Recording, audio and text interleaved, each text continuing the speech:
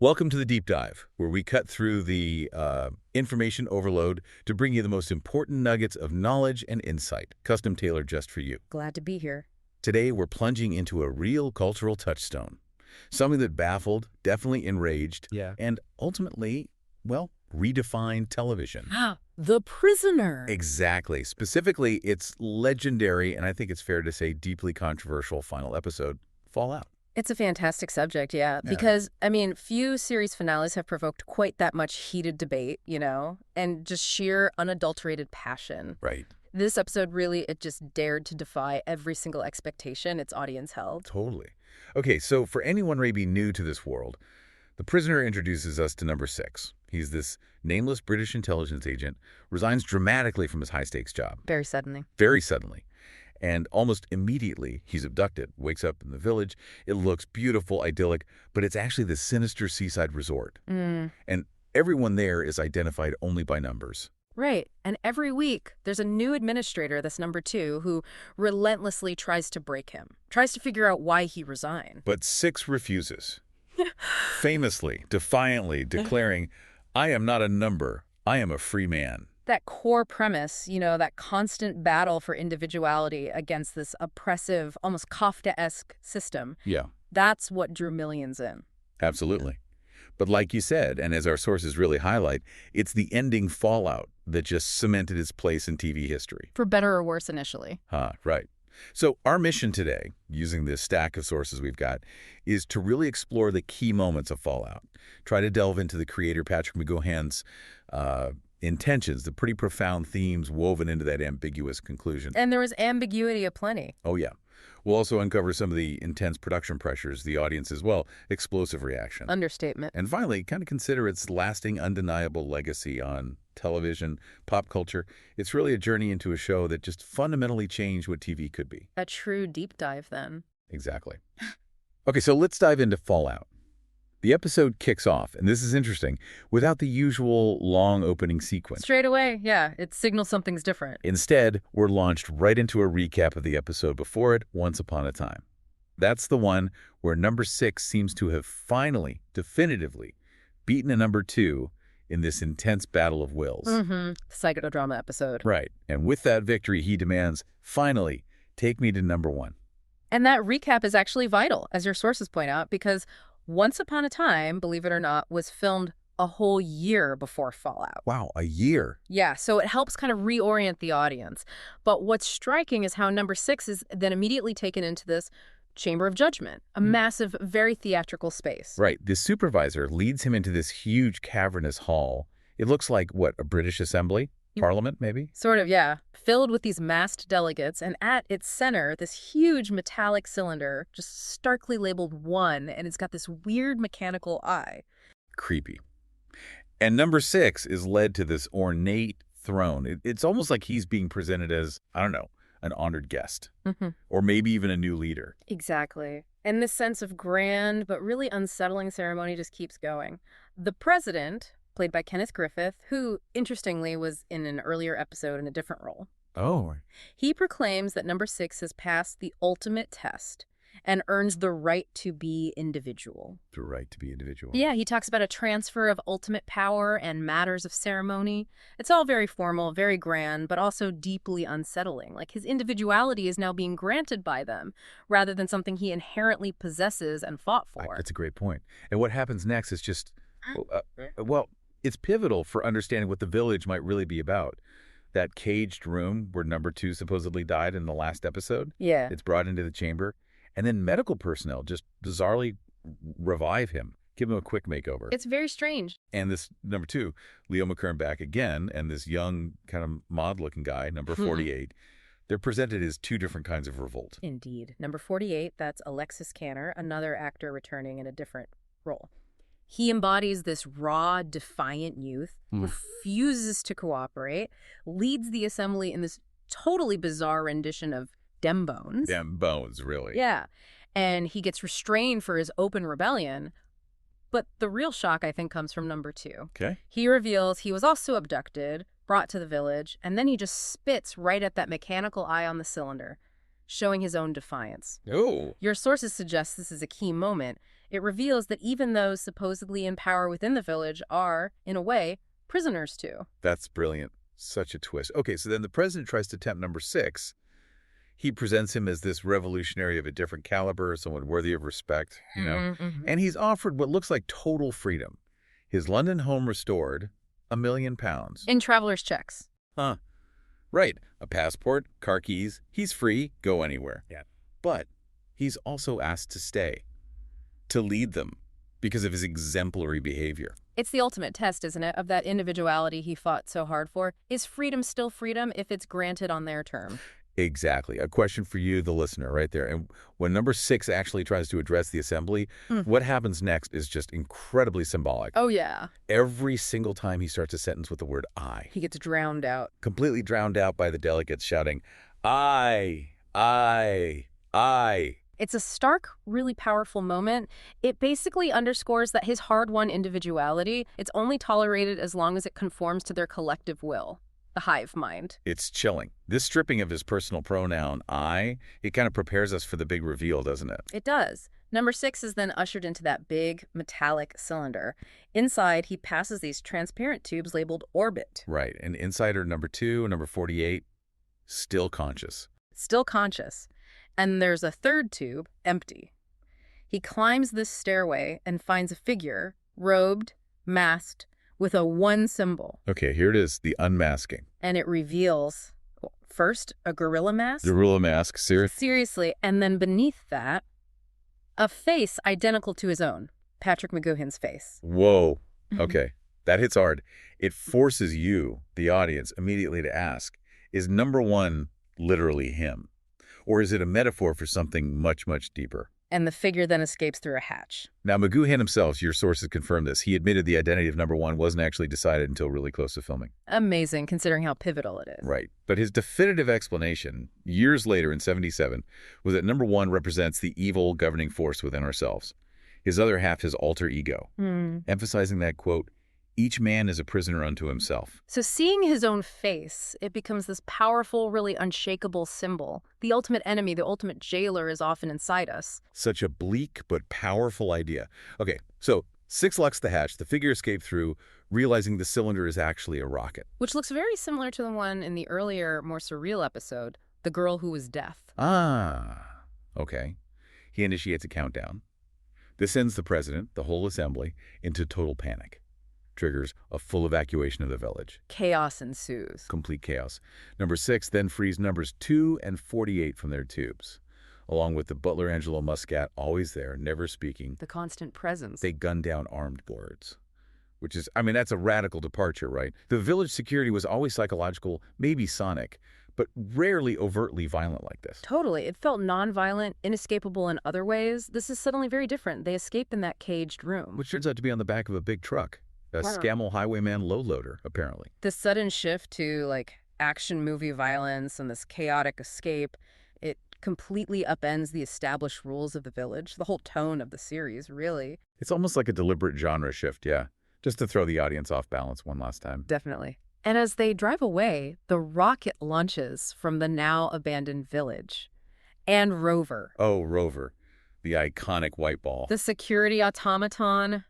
It just deflates and is spectacularly destroyed by the rocket's exhaust flames. Wow.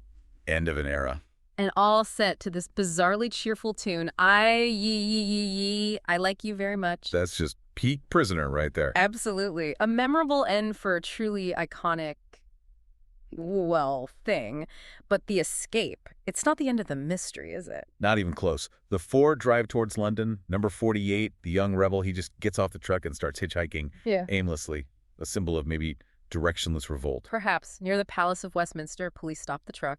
The remaining 3 abandon it. Number 2, he walks straight into the Palace of Westminster through the Piers entrance. Which is deeply ironic given his whole struggle against the system. Hugely ironic. Ooh. Then the butler escorts number 6 back to his London home. His Lotus 7 car is waiting. His escape vehicle from the opening credits. Exactly. And then this final chilling detail. A number 1 mysteriously appears on his front door. Ugh. He drives off in the Lotus. And the final shot. The butler walks up to number 6's house, and the door just opens automatically. Just like in the village. Just like in the village. The episode ends with the series' opening thunderclaps, that familiar shot of Six driving on an open country road. It's completely cyclical. Leaves you asking, did he actually escape? Was it all for nothing? And your sources really strongly support that cyclical ending as McGowan's absolute point. That automatic door in London mirroring the village doors. The series ending exactly where it began. These were deliberate choices. He meant it. He totally meant it. He wanted to convey that freedom is a myth, that we continue to be prisoners. It suggests this inescapable cycle of captivity, both external and internal. So no neat conclusion because... Because in his view, the struggle never ends. We continue to be prisoners. It's an ongoing internal battle, an ongoing societal pressure. Right. That's a truly profound, if maybe depressing, take on freedom. And connecting back to that #1 reveal, McGowan consciously aimed for allegory, right? He explicitly said it wouldn't be some James Bond type reveal. Exactly. No easy answers. What he wanted, and your sources are clear on this, was for the audience to grapple with the meaning, to think in multi-dimensional ways, not just be spoon-fed a simple solution. He definitely succeeded there. And his philosophy, it went beyond just the individual, didn't it? Your sources show he saw the village itself as a stand-in for society. Yes. He saw it as both an external force run by, as he put it, the Pentagon, Madison Avenue television, Right. and an internal one. Residing within us all, he argued, quite compellingly, that we all live in a little village. We're prisoners of our circumstances, our health, religion, wealth, poverty. Your research even indicates he suggested that not rebelling against societal indignities leads to ulcers. Yeah. The insight there is that the fight for freedom isn't just against some external them. It's a constant internal battle, too. Yeah. Against conformity, against giving in. He also had a pretty dim view of progress, it seems. He did. He believed progress is the biggest enemy on Earth, apart from oneself. Your sources really underscore this as a warning. Humanity's rapid tech leaps, if they're not checked by wisdom and self-awareness, they just lead to more destructive uses of power. So the insight for you, the listener, might be that true freedom isn't just about blindly moving forward. It might be about understanding, maybe even resisting, this relentless march of progress that can actually trap us in new ways. Precisely. It's about questioning what progress actually means. And speaking of pervasive ambiguity, it's worth noting, McGowan himself apparently even theorized about the butler, that silent, constant companion. Yeah. He suggested the butler could be even over #1 somewhere. Get out. Really? Yeah, it just underlines how much he wanted every element to be part of the puzzle, Yeah. to make you constantly question authority, hierarchy, even the seemingly benign figures. Wow. Okay, so with such a complex, ambiguous ending, the behind-the-scenes story must have been pretty intense, too. Oh, absolutely. Your sources paint a really clear picture. This episode was written and directed by McGowan himself under just immense pressure. Yeah, I read that. Production for the whole series was apparently canceled quite suddenly, right after they filmed The Girl Who Was Death. That's the story. It left him supposedly with only a week to write Fallout. A week. To wrap up a storyline filmed a year earlier. That's insane for any series finale, let alone one trying to do this. It rewrites the whole TV rule book. And that pressure, it led to some incredibly resourceful, almost accidental creative choices, didn't it? Definitely. To save time and money, Fallout famously reused several sets from The Girl Who Was Death, like that rocket control room. Right.